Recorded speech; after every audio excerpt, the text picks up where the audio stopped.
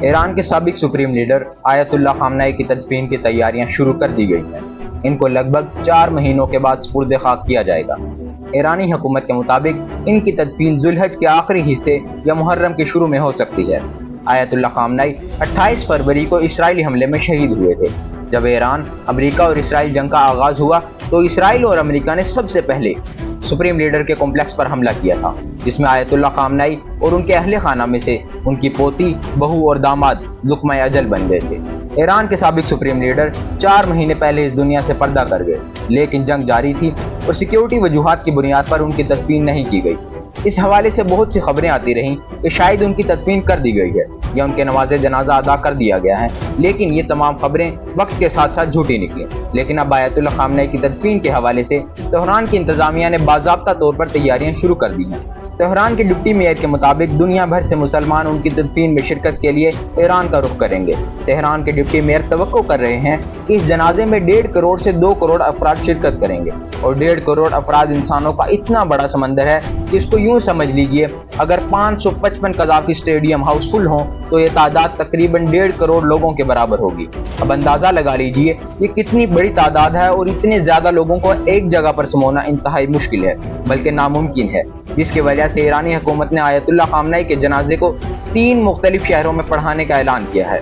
ان کے جنازے میں اگر 1.5 سے 2 کروڑ لوگ شرکت کرتے ہیں تو یہ ممکنہ طور پر دنیا کی تاریخ کا سب سے بڑا نماز جنازہ ہوگا۔ آیت اللہ خامنہ کی آخری رسومات 3 دن تک جاری رہیں گی، جس میں پاکستان، انڈیا، بنگلہ دیش، نیپال، عراق، سیریا سمیت دنیا بھر سے بڑے اکابرین اور رہبر شرکت کریں گے۔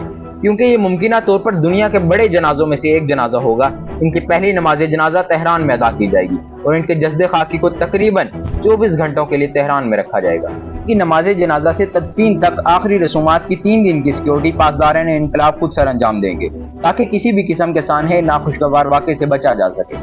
تہران کے بعد ان کی میت کو مختلف شہروں سے گھماتے ہوئے قم شہر میں لے جایا جائے گا۔ قم ایران کا انتہائی اہمیت کا حامل شہر ہے اور علمی مرکز بھی سمجھا جاتا ہے۔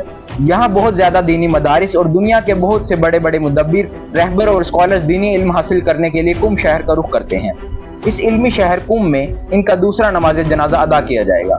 قم وہی شہر ہے جس میں 8ویں امام رضا علیہ السلام کی بہن کا مزار اقدس بھی موجود ہے، جس کی وجہ سے قم شہر کو پوری دنیا کے مسلمان انتہائی عقیدت اور ادب کے ساتھ دیکھتے ہیں۔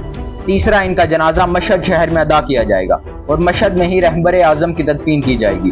مشہد میں اہل تشیع کے 8ویں امام رضا علیہ السلام کا روضہ مبارک ہے، اور یہاں ہی 8ویں امام علیہ السلام کے قدمین شریف میں آیت اللہ خامنہ کی تدفین کی جائے گی۔ یہ سابق سپریم لیڈر کی وصیت بھی تھی کہ ان کے اہل خانہ کی خواہش بھی تھی کہ 8ویں امام رضا علیہ السلام کے روضہ مبارک کے احاطے میں ان کی تدفین کی جائے۔ شیعہ عقائد کے مطابق یہ اثنا عشریہ یعنی 12 اماموں کو مانتے ہیں، جن میں سے 12ویں امام غائب تصور کیے جاتے ہیں کہ وہ پیدا تو ہوئے لیکن غائب ہو گئے، اور قرب قیامت ان کا ظہور ہوگا، جبکہ باقی 11 امام جن کا سلسلہ حضرت علی رضی اللہ تعالیٰ عنہ سے شروع ہوتا ہے وہ دنیا میں تشریف بھی لا چکے ہیں اور یہاں سے رخصت بھی ہو چکے ہیں۔ ان 11 اماموں میں سے 6 اماموں کے مزارات عراق میں ہیں، جن میں سے حضرت علی رضی اللہ تعالیٰ عنہ اور سید الشہداء حضرت امام حسین رضی اللہ تعالیٰ عنہ کے مزارات بھی شامل ہیں، جبکہ 4 امام جنت البقیع مدینہ شریف میں مدفون ہیں، جن میں سے نواسہ رسول حضرت امام حسن رضی اللہ تعالیٰ عنہ بھی شامل ہیں، اور صرف ایک امام ہے جن کا روضہ ایران میں موجود ہے، اور وہ 8ویں امام رضا علیہ السلام ہے، جس کی وجہ سے مشہد شہر زیادہ اہمیت اختیار کر جاتا ہے۔ امام رضا علیہ السلام کے روزے پر سالانہ 3 سے 3.5 کروڑ زائرین دنیا بھر سے زیارت کے لیے تشریف لاتے ہیں۔ امام رضا علیہ السلام کے روزے کے احاطے میں اور بھی بہت سی مشہور شخصیات مدفون ہیں، جن میں سے ایک عباسی خلیفہ ہارون رشید کی قبر بھی امام کے مزار کے احاطے میں ہے۔ وہ ایک فوجی مہم کے سلسلے میں ایران آئے تھے، ان کا وہاں انتقال ہو گیا، ان کو بھی یہاں امام رضا علیہ السلام کے قدمین میں مدفن کر دیا گیا۔ اس کے ساتھ ساتھ ہیلی کاپٹر حادثے میں 2024 میں ایران کے صدر ابراہیم رئیسی جو انتقال کر گئے تھے، ان کو بھی یہاں امام رضا علیہ السلام کے مزار کے احاطے میں سپرد خاک کیا گیا۔